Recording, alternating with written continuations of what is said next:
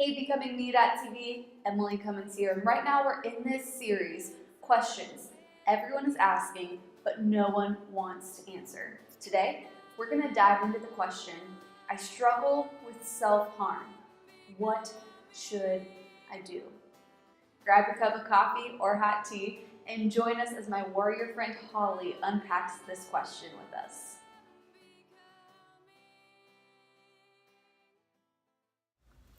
Hey everyone, my name is Holly Myers and I live in North Carolina next to Charlotte, and I have 2 daughters, and I am married to my high school sweetheart, and I have 2 Pomeranian dogs. I love bears and I'm totally obsessed with them, and my favorite smell is skunk. So now I feel like we know each other. One of my favorite things to do is to do this right here, is pretend like I'm sitting down with someone sharing a conversation over coffee. Or just being able to spend time in the Word together as women. And so when I was asked to kind of share this, my first thought was that's not my expertise. I don't know how. I'm not a clinician. I'm not someone who is a counselor every day, and this is such a heavy topic. And so I started praying about it and asking God to, like, what is it that if a young girl sat down and to listen to this video, what is it, Lord, that you can do to reach into the hurt and the depths of who she is, that she could walk away knowing something more clearly about you and your power, and also how much she can walk in the healing. So what my topic is I self-harm. What do I do? What a heavy subject, right?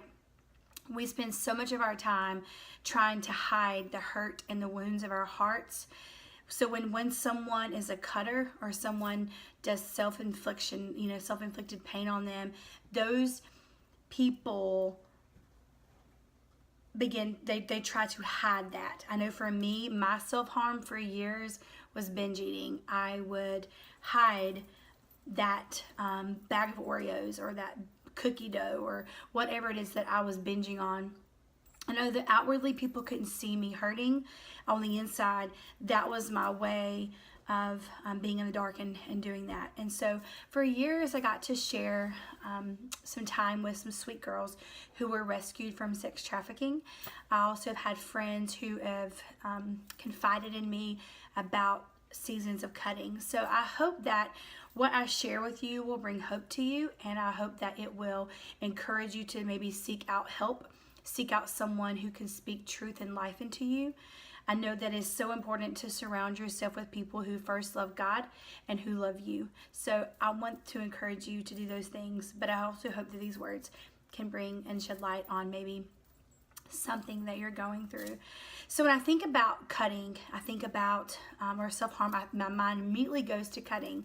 And so I think about what that looks like within the context of Scripture. And so when I go into Mark, which I totally love the Gospel of Mark, I love it, I'm reminding of the story about the guy and the demon-possessed man who was in the graveyard, and I hear something, and I'm not saying that people cut are demon-possessed. Please do not hear that, because that's not what I'm saying. But there's one line that cut me to the core of who I am, and I want to share that with you.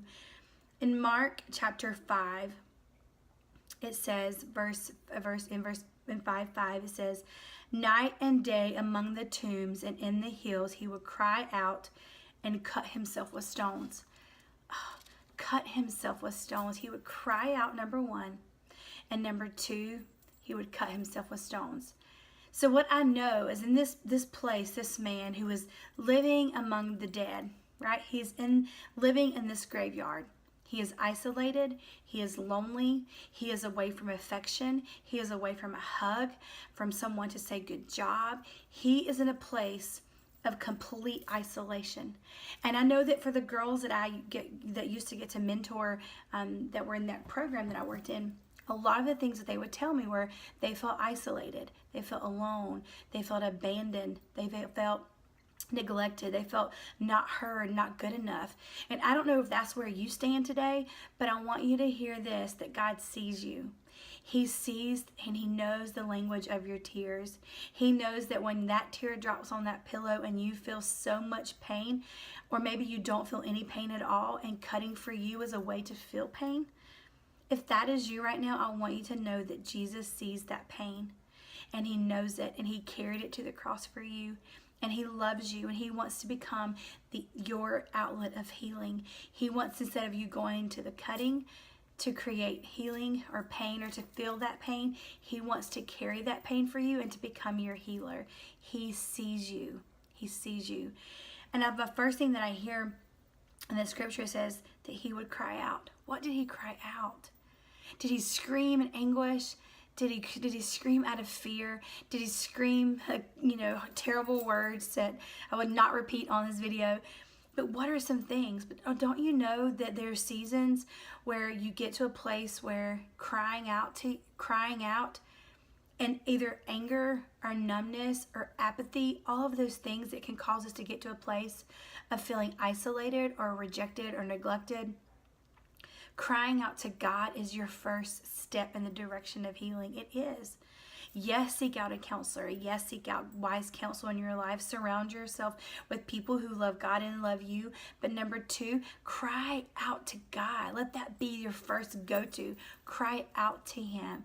God, I am angry because I was sexually abused. God, I am angry because I'm never going to find a relationship. God, I am angry because the person that I thought was going to love me forever has left me. God, I'm angry at my father. God, I am angry at my mother. God, I am angry at the divorce of my parents or the divorce I'm going through or my child being away far from God. When you are able to verbalize and say the things out of a place of pain, God reaches into the depths of who you are, and he begins to put into you that you are chosen and that you are beautiful and that no amount of cutting is ever going to take the pain away. He can speak those things into your life. So what I know when I read this scripture is that your first step is to cry out to God, and number 2 is to allow God to reach in. Because I know that when we get to a place of feeling numb or we don't want people to know, that's why cutters often hide their cutting. They'll wear sleeves or they'll wear pants because they don't want you to really see. They don't wear their heartache out. They don't. They may put it on their arms, but most of the time people will cover them. And what I know is the moment that sin entered this world, when nakedness became a thing, when Adam and Eve were exposed to one another, that when they had to go and find something to cover themselves, that was the first sacrifice, that they had to kill an animal to wear this skin, this covering over them.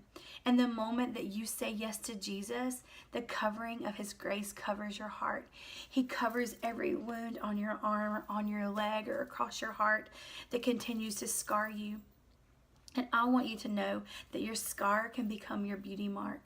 Your scar can become the stepping stone to what healing looks like, and then the person that you're going to come into contact with maybe from now or 5 years down the road from now can look back to your scar and find healing. So I hope that you rest in the promises that God hears you, he sees you, he loves you, he wants good for you, and more than anything, he wants to carry your burden so he can heal you. Let him heal you from the inside out.